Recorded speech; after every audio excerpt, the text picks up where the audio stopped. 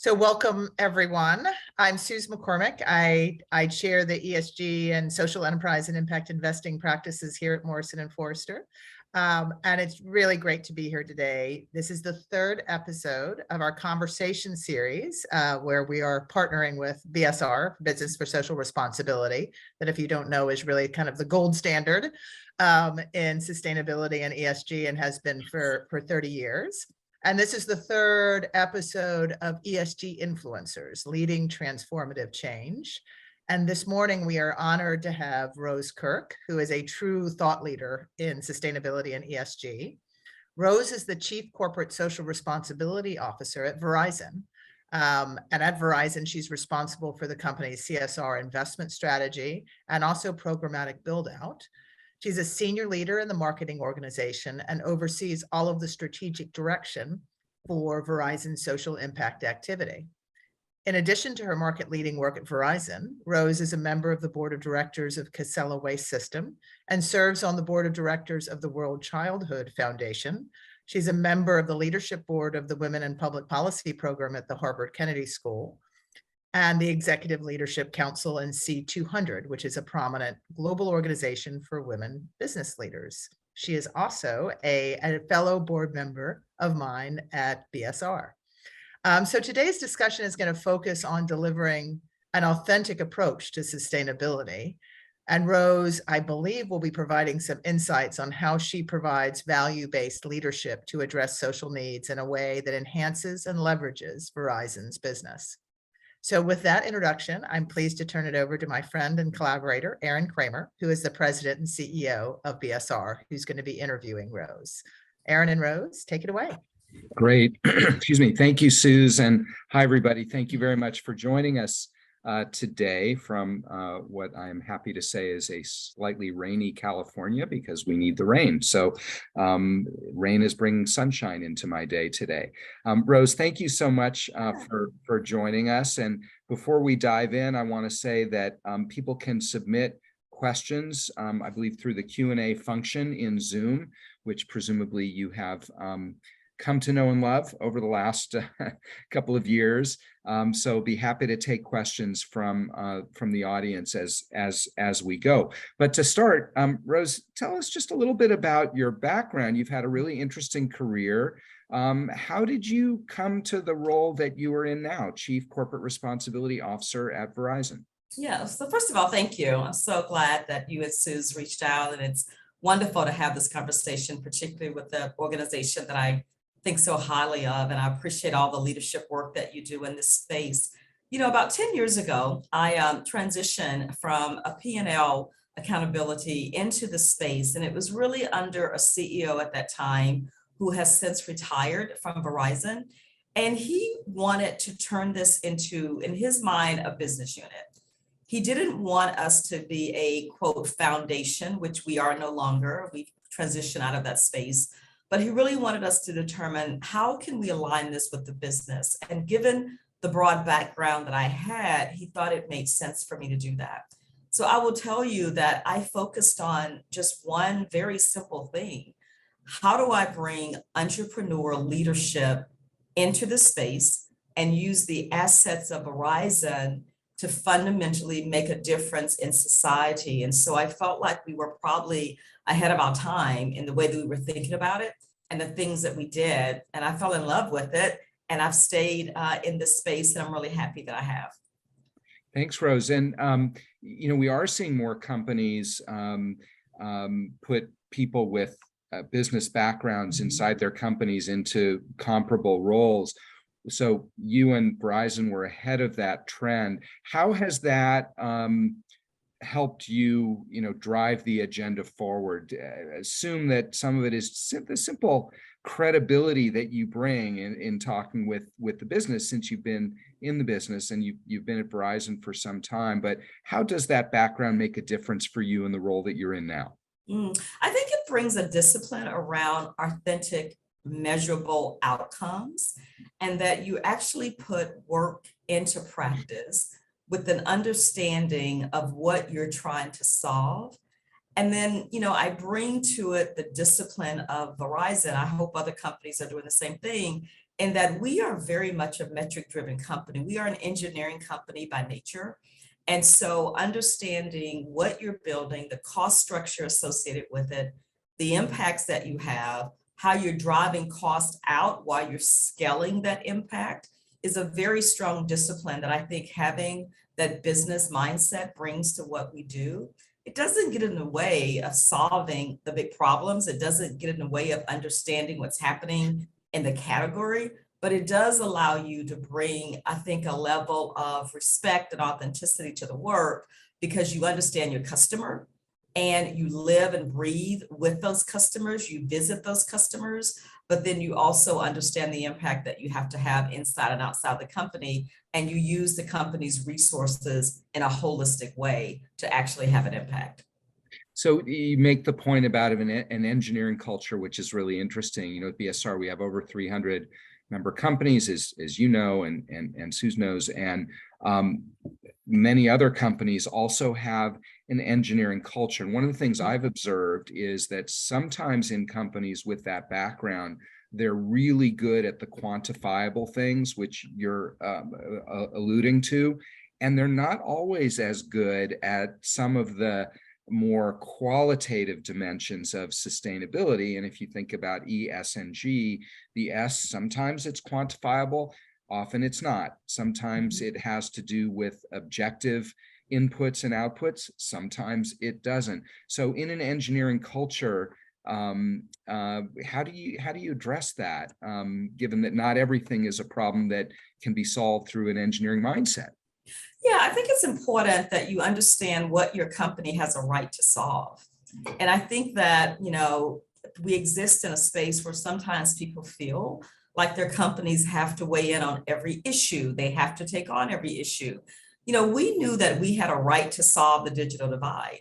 That's what we do for a living. Those are the networks that we build. So when we started this work 10 years ago, it was first by looking at how can our technology be used in society to solve the digital divide? How do we think about the build out of our technology and the impact that we have on the environment? And what is our commitment there? And then how do we think about the opportunity with our technology to make sure that we are not displacing people and in the jobs that they are in as this technology continues to proliferate, to get stronger, to get even more impacting? It's going to change the way that people are employed and what they do. So we started with this mindset of we can quantify what the digital divide looks like. We understand what it looks like in various industries and in various communities. Now, what do we do with the S to actually address that? And so we started building programmatic work that actually is quantifiable in education and healthcare, et cetera, that addresses that issue. That's great. I do want to come back to the question about, you know, where do you have an authentic and validated role to play, because I think every company at least should be thinking about that. Let me ask one more question about you before we come back in your background, because you and I have something in common. We each began our careers in journalism, and so I'm always curious when I encounter someone who's been a journalist. How does that mindset influence your work now? Does it? And if so, how? You know, it influences everything. I think it's probably influenced most of my career. I mean, as a journalist, you know that we were trained in the who, what, when, where, how, and why. And that every story had to answer that question. And so I take that same approach in the work that I do. You know, who are we trying to service? Why are we in this space? What is it that we bring to the table? How do we approach it? You know, I can follow the list. And I think by having that type of mindset, you're very deliberate in what you're building. And again, you know, we build programs. We function almost like an NGO inside of Verizon. So you're very clear about what you're building, what are the outcomes, who are you going to partner with, how do you invite them into that partnership? What are you measuring short-term, mid-term, long-term? And then what do you need to continue to improve and evolve and do after action reviews on? So honestly, I am so grateful for my journalistic training because it really makes the work that I do today even more impacting. Yeah. Well, I think that's well said. And an inquisitive, curious mindset is a great skill to have. And I think in almost any circumstance. Set the stage a little bit. You mentioned digital divide already, but what are some of the thematic priorities for Verizon, just so we can use that as a basis for the discussion? Yeah, absolutely. So we call our plan Citizen Verizon, our plan for economic, environmental, and social advancement. And I think that term advancement is really important because we carved out that we actually wanted 10 years ago to begin to serve some of the most underserved individuals in society. And these are people who have every right to the same opportunities that most of us take for granted. And so we set that platform out and we focus on digital inclusion, and we are in the two spaces there. We are in the education space. How do we change the way that teachers teach and students learn? We are in underserved middle schools and some high schools across the nation, over 500 or so of them now, in which we adopt those schools and provide them with a 4-year technology-rich overhaul. And we can get into it later what that really means, because it's more than just giving them connectivity and giving them some devices. I can talk about what that feels like. We also have built an amazing portal and platform that can teach anyone around the world how to digitize their entire education curriculum. And then we're working with small businesses, recognizing that they are the backbone of our economy and that we needed to ensure that businesses that are owned by women and people of color are actually have access to not only digital technology, but that they also understand how to make those businesses successful. So that's our digital inclusion work. In our climate work, we of course care about our footprint, and we are doing a lot of work to make sure that we are managing the big footprint that we have, whether it's the networks that we build and electricity usage, or it's all of the the fleet that we have on the streets. We care about that, we manage that. But conversely, my team is doing a lot of work on the other side of that, I would say, on climate justice and the fact that so many communities of color are fighting the fight. They're on the front lines of the issues of climate change in our nation and what it is doing to their communities across all dimensions of climate issues. But we think our technology is a solution there. So we do some work there. And then we recognize that for each generation of new technology that we introduce, 5G now, as we are introducing it, that you are going to actually create such an incredible experience for individuals that the robots will become real and that they will be much more ever present in our lives, whether it's helping us with caregiving issues or helping us, get all of our, toothpaste packed out of that Amazon warehouse, because you don't need the people to do it when you have the robots. We recognize that our technology is doing that, but that means that people are being displaced from jobs. So we're doing a lot of reskilling and upskilling in a column that we call Human Prosperity, which is designed to make sure that we're getting people ready to compete and have access to technological jobs. The final comment I would say is that what is central to all of that is that we have this layer called social innovation. And we think a lot about not only should we be doing this work for societal good, but if Verizon is really going to stand firm and stand as an authentic company in this space, then how do we also think about the revenue side of the house? So we are doing work that actually is driving societal good, but a part of it is also designed to make sure that we drive revenue, because that's the best model, that companies are actually thinking about societal issues holistically and not just off to the side. I mean, what's interesting in what you describe, and first of all, the point about revenue is the way to make sustainability sustainable. Yes. So that's crucial. The through line in talking about digital divide and talking about climate, in talking about some of the technological innovations, is in each case you spoke very directly to the impact on people, and particularly people who either come from underrepresented communities or people who are at risk of being displaced. I assume that's not just a happy accident, but rather the product of deliberate thinking as a sort of red thread running throughout these activities. Yeah, I'm so glad you said that, because it is deliberate thinking. And, we don't believe that people are underserved in terms of, we're some great corporate savior that's showing up to, save the day.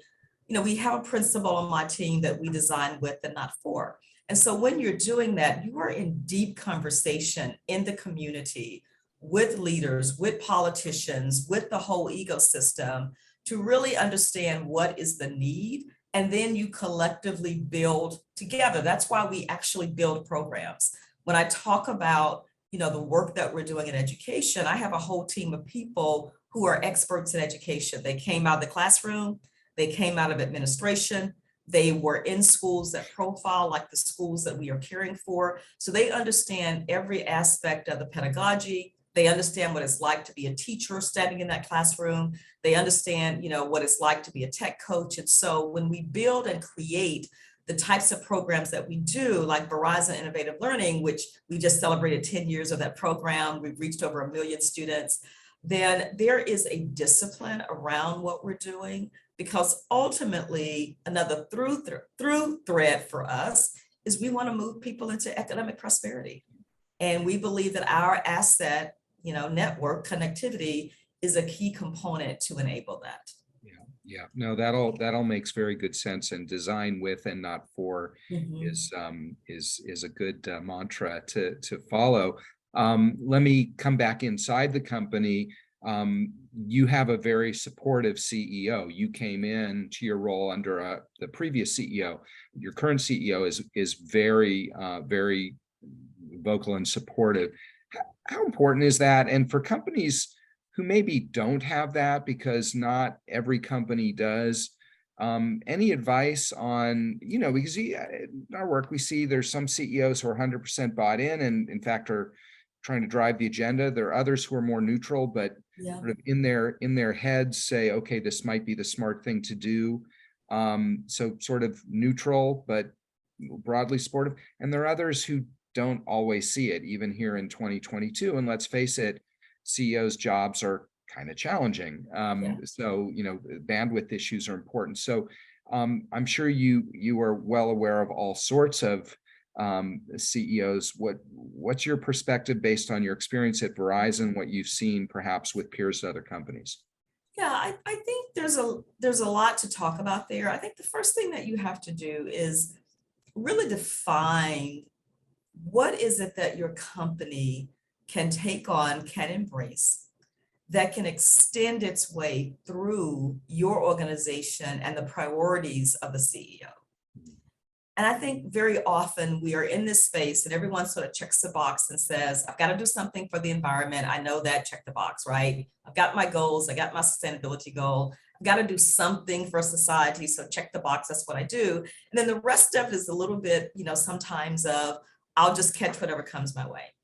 I think a part of getting traction with any CEO, whether they're someone like Hans Vestberg, who understands the space, is passionate about it. We have a balanced scorecard. He reads out at every analyst meeting, every senior leader meeting. He reads out on our customers, our shareholders, our employees, and society. And so we've been able to embed it in. But if you don't have that type of leadership, what are the priorities of that CEO?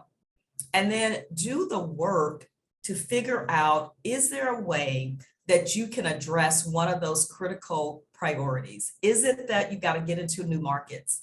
And if so, what is your work that you can do with your policy team, with your business units to help enable entry into a new market? Is it a certain kind of customer that you are losing that's churning out? What is it that you can do with your work that actually addresses that customer segment? So I think it's really spending the time to think through what is the connective tissue, but you got to network that really hard in your business. You got to build a good plan. You got to have a business case mindset around how to demonstrate the impact that you're doing. And then I use a very clear operations review, within Verizon, because I don't take for granted Hans's support. It could go away at any given minute, right? Because I still have to get funding for what I do. I still have to show outcomes. So I use an operations review support where we are very, very clear about our cost, our impact, our strategy, and I lay that out just like a business unit operations review. So it helps to give some credibility. So, Aron, I don't know if I fully answered your question. There was a lot there. Please feel free to peel it away and I can go down any other path you would like, just to make sure that I can provide some helpful guidance as appropriate. I think it was an excellent answer. I think you laid it out very, very clearly. So no, thank you for that. And maybe pivot to that and see if you would say something similar with respect to boards. I saw, and here at BSR, we're seeing a lot more engagement with our members' boards of directors these days. There was a survey that came, I think, from PwC, if not one of their peers/competitors last week, where 64% of directors, corporate directors surveyed, said that climate change presented a substantial question for their business. I'm kind of surprised that it's not closer to 100%, but nonetheless 64. The interesting thing is the disparity, which comes from the next finding from the survey, which is only 26% of those directors surveyed felt that they have the tools and the knowledge to address climate change effectively on behalf of their businesses. And we've seen this anecdotally as well. This survey reinforces something that I think is ever clearer. And my question is, will that gap close as rapidly as we need it to? But then the question I have for you is, what you said with respect to addressing CEOs, is that the same for boards, or is it a little bit different? Well, I think that's an interesting question, and I can answer it from two perspectives, right? One is from presenting to Verizon's board, but also from sitting on a corporate board, right? Being an independent director of a board. So I think there's a couple of things happening. Certainly the work of the SEC is really causing a lot of concerns that people don't know what's coming. They feel like we're going to be in this space of very arduous reporting and readout and assessments, and they don't know what to make of that, right? So if you think about all the comments that the SEC received and what they're trying to work through, folks are concerned about just the governance amount of work that they're going to have to do, particularly if you get into scope 3 emissions and trying to figure out, that entire supply chain. That's troubling. So people are beginning to recognize, I don't have perhaps the expertise internal, the systems in place to actually manage that. So I think some of the concerns is coming from that. The opportunity, though, is to really begin to think about our collective. Companies work very independent of each other. Convening organizations like BSR are important because you allow us to see a collective work, to understand our collective issues. So a part of what we have to do is not lose sight of the opportunity to make sure that we are coming together as companies and really deciding to define our voice and our work and our governance models in this space, so that it's not just handed to us as a compliance issue.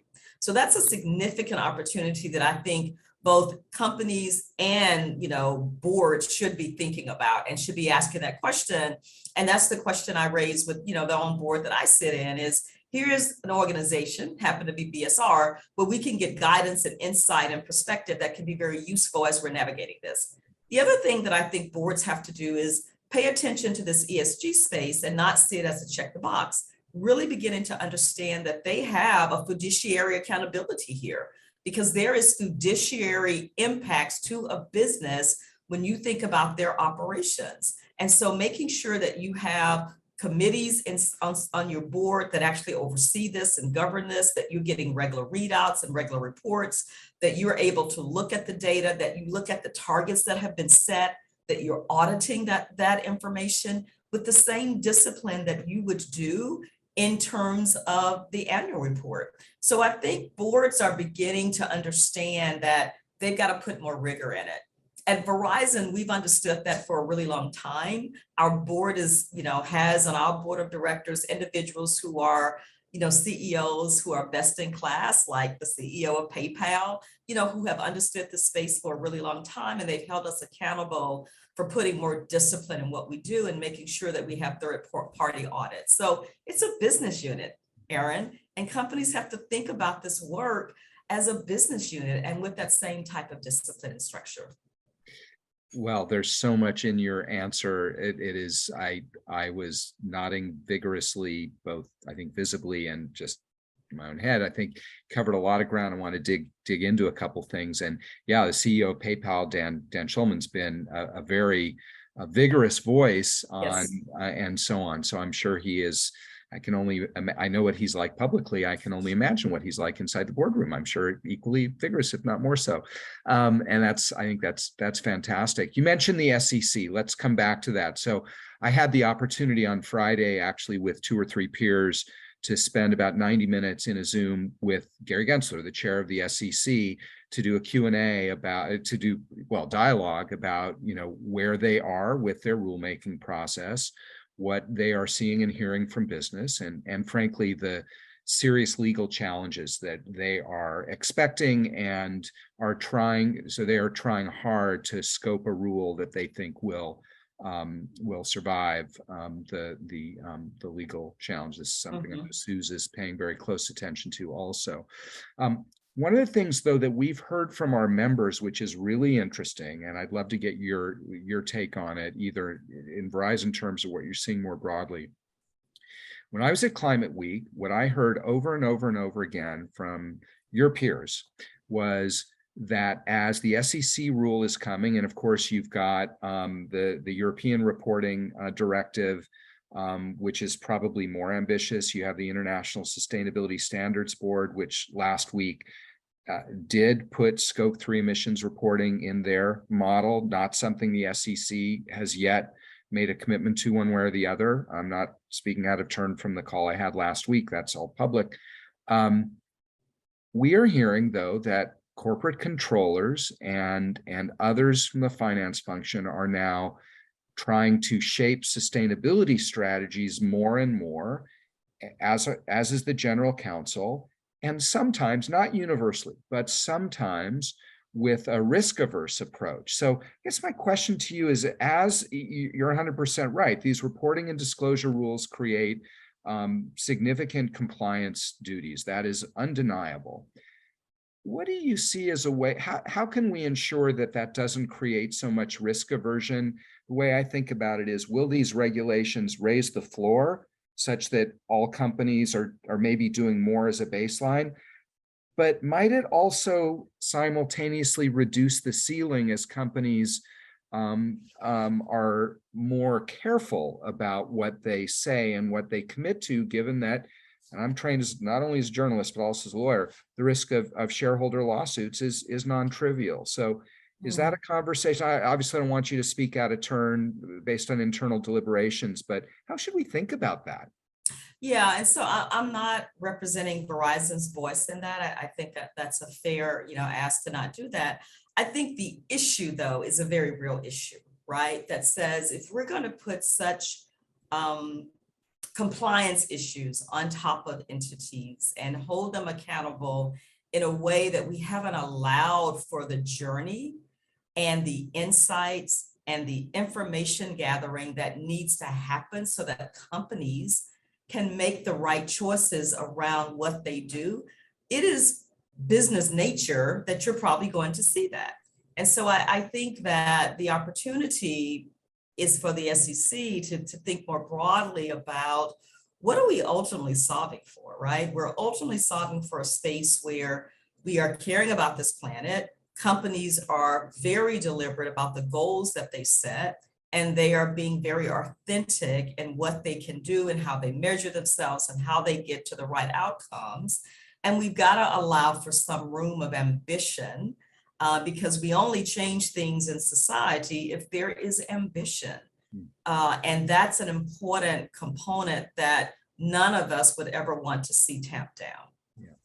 Yeah, well said. And you've used the word authenticity a few times today. I want to come back to that actually towards the end of the discussion. I think it's really important. Let me maybe shift a little bit we are living through interesting times, is one way to put it. There is a lot of economic volatility. There is very fierce political debate. We are facing massive generational change in American society and more broadly.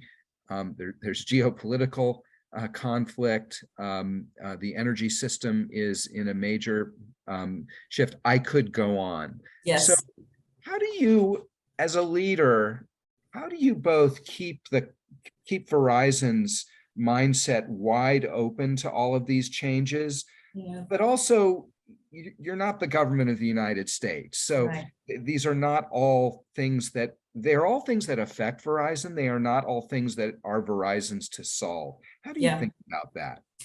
Yeah, I think that's an issue that everyone that I talk to grapples with, right? And there's such huge expectation that we do have a voice and we do try to solve and we do try to weigh in, because there's several, issues that are pressing up against us, right? First of all, when you ask individuals, who do they trust? If you look at the Edelman Trust Barometer, they will say, I trust business more than I trust government.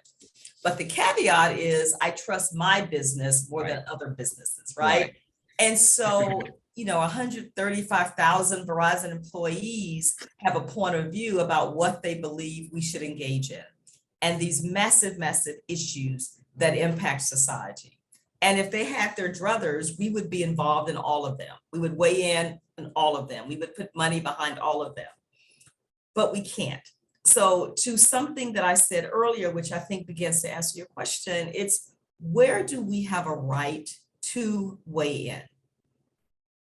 Is this core to the business, to the employees?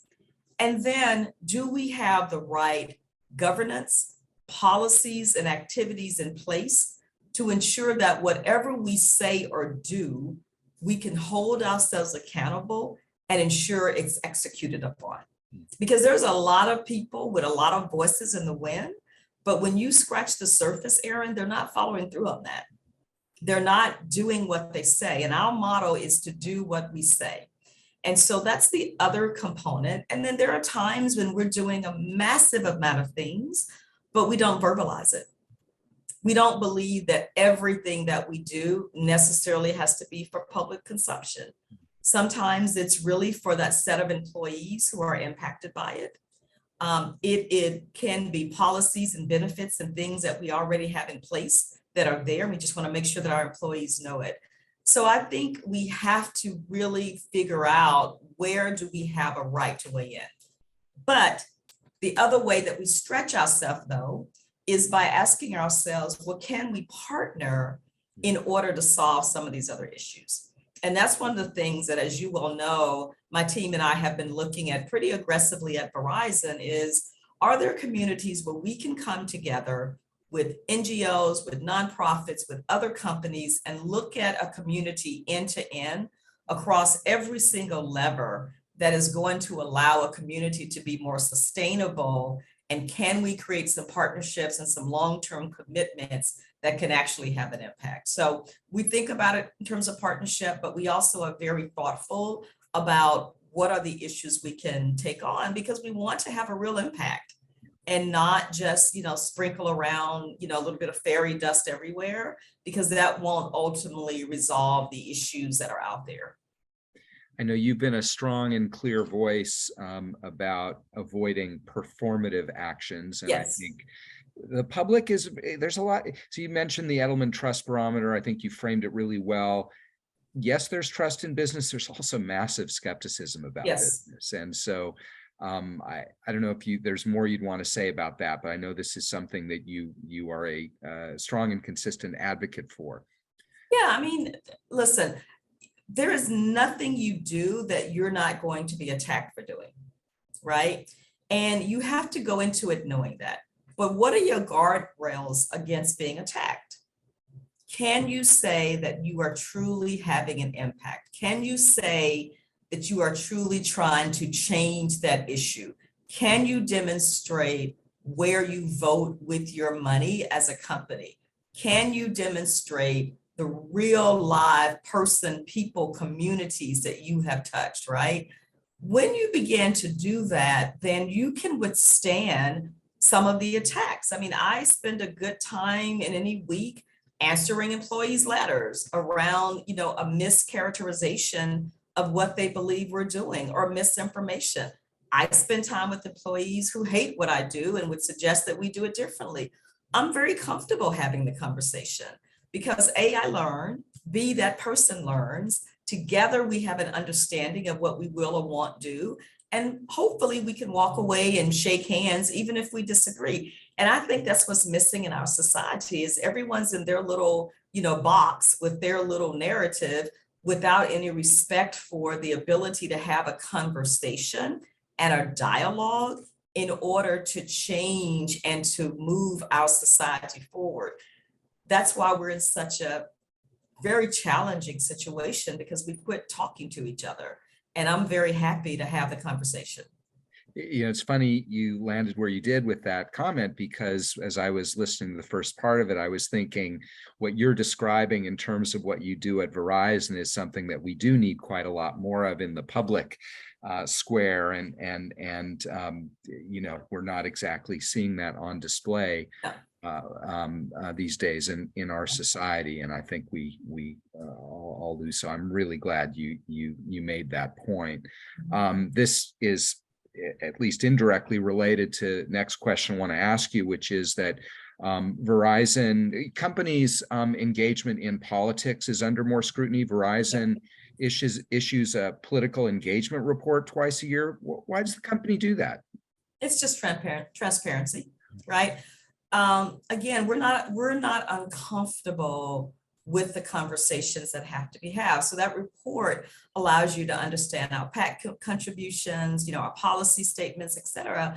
Because again, we are very comfortable that the work that we're doing is transparent, it's open, it's available, it's thoughtful. And so by putting that report out twice a year, you who are investing in Verizon as our customers, as our partners, you get a sense of who we are. And we recognize that we are many things to many people.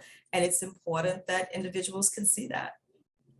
Great. Thank you for that. Let me just a reminder for everyone on the call that I'd be happy to take questions from you. If you want to pop it into the Q&A in 5 minutes or so, I'll have a look at that and see what might be on your mind in addition to what's on my mind and Rose's. So let me go back to something you mentioned about the march of technology, and you mentioned the increasing use of robots. It makes the public very nervous. People feel a strong sense of precarity, to use the term that's used quite a lot, that their own livelihoods are at risk, and that has a whole range of personal, community, economic, social, political consequences. And yet technology can deliver great benefits. So the sort of responsible use of technology, the social license to operate for certain technologies, how does Verizon think about that? Yeah, first of all, it is about being responsible. It is about the partnerships that we build that are really looking at solutions that are going to help make companies more efficient, that's going to help move to quicker production, that's going to help solve for some of these issues that we talked about. But that's also why on the other side of it, we ask ourselves the question of who is going to be impacted. And, mostly in our society, whenever there is a technological movement, we see people who are underemployed or undereducated are most often impacted first, right? So we know that we have an obligation to help those individuals think about how they too can take advantage of this technology. So we do that a number of ways. First of all, we do upskilling and reskilling, in which we are actually bringing in individuals, we are upskilling them, reskilling them, focusing on the jobs of now and the jobs of the future, giving them, the ability to learn entry level, technology jobs. And we are seeing those individuals who go through that program. We're going to reskill about 500,000 people. We're seeing them go through that program, and we're seeing them get jobs because we have our own sort of soft, quota around that job placement. And I will tell you, at Verizon, we're hiring some of those individuals. We put 20, into our IT departments, et cetera. So we are, walking the talk and recognizing that we don't want to be that company that actually provides that technological infusion, but then all of these unintended consequences happen. So we are doing that kind of work. That's why in our Verizon Innovative Learning Program, we do very similar work with getting our children ready for the jobs of the future. We build 5G labs in schools so that the teachers, the administrators can use those labs across every single subject matter, but also for entrepreneurship purposes. We're going to have more than 100 5G schools in the coming years so that they have access to the best technology and that young people grow up understanding how to apply that technology. Aron, I always think about the fact that when the Model T was invented, the blacksmith lost his job. And I think about that blacksmith a lot, right? That all of us wanted the new technology. It was a car, it was moving quickly, the horses were slower, they required more human intervention, but there was a blacksmith on the end of it that somebody taught how to be a mechanic for the Model T. And that's really what we think about here in this space, is the opportunity to actually make sure that as technology progresses, we're doing our part to help people take advantage of it. And that's responsible. Yeah. Oh, sorry. Didn't mean to interrupt. No, I was saying, and that's just a responsible thing to do. Yeah. I mean, the analogy to the Model T is really interesting because it's easy to think that the issues that we're all dealing with in 2022 are unique to us. They're not. And they're not. We've seen this movie before. We've been through transitions before. And if you go back to the Industrial Revolution and the shift to mechanized mobility and so on, it came along with a lot of social dislocation and economic dislocation. And so we really do need to learn from that and how we got it right in some cases. I think that is such a profound statement. And that's what we think a lot about at Verizon is we do have history. And we need to let history guide us. This fear of history, I do not understand. I'm a big believer that it helps to define why you are here. It gives you insights for what will happen as we move forward. It allows you to connect dots that when you are in the middle of it, you may not see. All the issues that people bring up, I remind them, are the same issues of unrest that we have dealt with before. We go through cycles and seasons in the life of this country and frankly in society with a lot of similar issues. So if we could calm ourselves down a little bit, then we could do the kind of work that is necessary to make sure that we are having long-term sustainable impact. And I think those of us who are in this space are in the driver's seat of so much of that. And don't be afraid of the power that you have to actually drive some fundamental change and introduce the right conversations at the various tables that we have access to.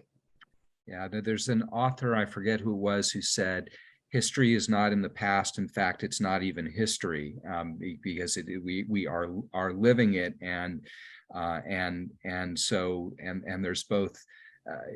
That's the good, the bad, and the ugly, and the wholeness of that is crucial to understand if we're to make good decisions for the future. So there's no doubt about that. What you just described that Verizon is doing, of course, is fantastic, and to assume that one company or indeed one sector or the private sector can solve all of this is just it's not going to work. So do you also have an approach to collaboration on some of these questions in terms of technological innovation and the transitions that it brings? Yeah, so there's a couple of things. One of the things that we try to do is look at where is the business of Verizon in terms of its partnerships, and how do we take advantage of some of the partnerships that Verizon has in the work that we're doing, particularly when we look at our education portfolio. So, we built our online portal, Verizon Innovative Learning HQ, which again is designed to really help individuals understand how they can create a very technical classroom. And we have partnerships with McGraw-Hill, who also has a partnership with Verizon and other spaces. Had deep conversations with Disney. We ended up not being able to create the partnership that we needed, but we had probably 6 months worth of dialogues with them about opportunities. So we look at Verizon's roster of partners, and then we think about it in terms of the work that we are doing against these big solutions that we can solve for, these opportunities or problems that we can solve for, and what solutions is it that we can create. We also have within our supply chain partners that we're working with on upskilling and reskilling, who are literally, in line to hire some of these individuals that we've reskilled. So I think that ecosystem approach is really important. Companies have huge supply chains, and being able to tap into those supply chains is an important part of, I think, being successful at what we're doing. Yeah, and I know from conversations that we've had with you that as you've looked at different geographies, that the ecosystem approach is the mindset that you brought to it. Social questions, your carbon footprint is your carbon footprint. That's a little bit, the boundaries on that are a little more straightforward anyhow. Social questions, social determinants of outcomes for economic well-being, equity, et cetera. There's so many inputs to that the ecosystem approach is fundamentally important. It really is. And I'm frankly doing even more work in trying to figure that out. I was speaking to a gentleman, actually he happens to be at Harvard a couple of weeks ago. He's doing some really good work in this space, and I want to tap into his insight. I was on a panel with someone last week who's doing some really interesting work there. He comes at it through a purely financial model. And so I really want us to get to a point where we can begin to, model these outcomes and project long-term viability in some very interesting and unique ways. We're not there yet, but I intend to figure that out over the course of the next year or so. And that's the other thing, Aron, is that I'm always constantly working through, what is our next big opportunity in this work that we do. I want my team to have this entrepreneurial leadership mindset, that there are so many things that we can try and learn and get some best practices around. I don't want the team to be stuck, that this is what we do, this is how we've done it. And so I pressure them a lot to sort of, get that work up and running, get the learning, but what else ought you be thinking about? What else ought you be solving for? Because I think that's just a good leadership profile to constantly push everyone. Well, it is, and it's motivational as well for people who want to be creators and not managers. And yes, and we haven't talked much about generational change. I'm actually curious to hear your take on it, but my observation is, we've got an incredibly ambitious and to some degree impatient rising generation who are coming into positions of influence. Do you see a difference in, the 25-year-old who's coming to Verizon now versus what you might have seen 10 or 15 years ago? That's a good question. I think, first of all, they have had such good access to information, and they still have access to information. And so they listen to validate you, not to believe you. Which is a very different type of thing, right? I mean, I grew up in a space where, hey, you just trusted what was said to you. You understood that this person was more seasoned, they had more experience. And so I listened to learn and to say, yep, that's right. I find that people are just listening to validate because they equally have access to a lot of information. They may not have had the lived experience. And so your responsibility is to try to figure out how to overlay your lived experience with information and with the insight that they have. And the person who keeps me honest around that is my 22-year-old. He argues every point with me. I mean, he was arguing net neutrality with me when he was in high school. And I'm like, what do you know about net neutrality? He was like 16, but he had a point of view, right? From all his little gaming community. And so I find that I have to read a lot and think a lot and listen a lot in order to really keep up with this generation of really smart people who are connecting a lot of dots very quickly. your 22-year-old sounds a lot like my 24 and 20-year-olds. Yes.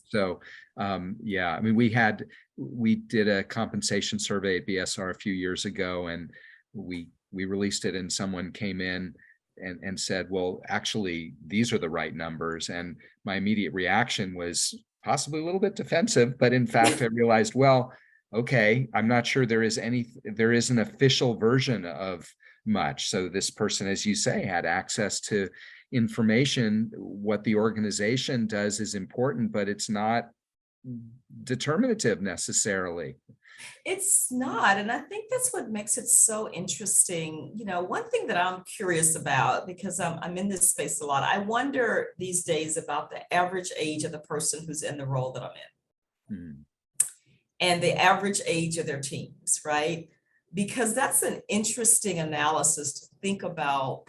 That drives approach to work, that drives what you're focused on as you align your company. And so just beginning to make sure that there is some really interesting diversity of thought across the team is really important. I mean, I have, you know, we talk about this values-based leadership.